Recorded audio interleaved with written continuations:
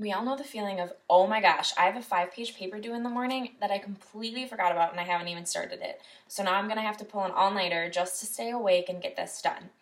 Usually this is the moment in time when you promise yourself that you will never again put off another paper or another assignment until the last minute. Even though we all know that you're lying to yourself, you usually just move on and thank the universe for the invention of caffeine. Thankfully for us college students, you can make a quick run to Starbucks and get 3 large coffees for yourself, or you can go stop at the store and get a 6-pack of Red Bull to keep you awake and energized throughout the night to keep that paper going and to get it done on time. Now, although the need for caffeine to survive college is a common understanding among many of us students, not many students actually know what caffeine does to the body, and not many students know alternate ways to get energy to keep them awake for situations like this.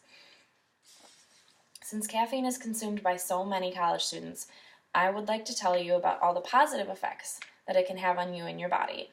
And then I'm going to contrast these positive effects with the negative effects that also come with consuming caffeine. Lastly, I'm going to inform you of some alternate sources of energy you can consume that have little to no caffeine in them. Now, think back to the last time that you desperately needed caffeine, whether it was to stay up all night for a study session, or just to cure a hangover, or maybe just to get through that 8 a.m. class that you absolutely regret signing up for. It's always come in handy, and luckily, there are many positive effects that caffeine can have on your body. Drinking a moderate amount of caffeine each day, so about a cup or 2, can actually help decrease your risk for developing Parkinson's disease, gallstones, and cardiovascular problems, as well as helping to relieve headaches. It can also improve your alertness, your reaction time, and your physical performance and endurance. These positive effects of caffeine usually last for about 3 hours or less. Now, unfortunately, there are some negative consequences that come with drinking caffeine, just like all good things. And since the average college student drinks about 2 to 3 cups of caffeine each day, it's important that you're all aware of the consequences that come with consuming caffeine.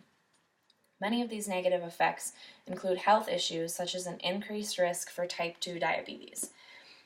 The most common sources of caffeine in America are coffee, pop, and tea. So it's no wonder that an average consumer of caffeine has increased levels of sugar, which leads to increased risk for type 2 diabetes. Caffeine can also negatively affect your sleep patterns by making it harder for you to fall asleep at night, as well as increasing the number of times you wake up throughout the night.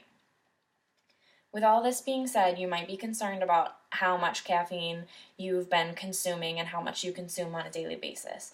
But luckily for you, there are many alternate sources of energy that are caffeine-free or have little caffeine in them.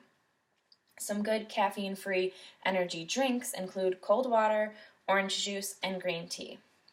There are also several foods that have little to no caffeine in them at all, and these include chocolate, apples, berries, oatmeal, bananas, nuts, meat, yogurt, and eggs.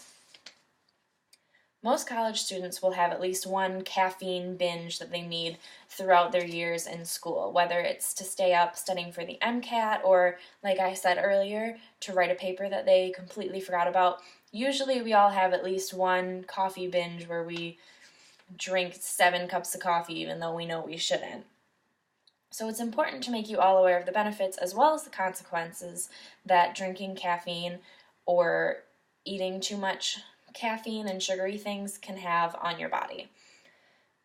You may not have all been aware of the effects of caffeine on your body before this speech, but now next time you're on a late night coffee run, you can feel like an informed consumer.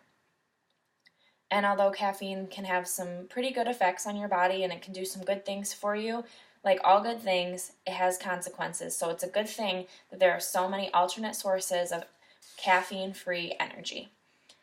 Now, next time you're about to drink your 5th Red Bull of the night, you can think about all the fun things that are happening inside your body, good and bad, thanks to caffeine, and maybe you can consider trying one of the alternate sources of caffeine and see how you like it.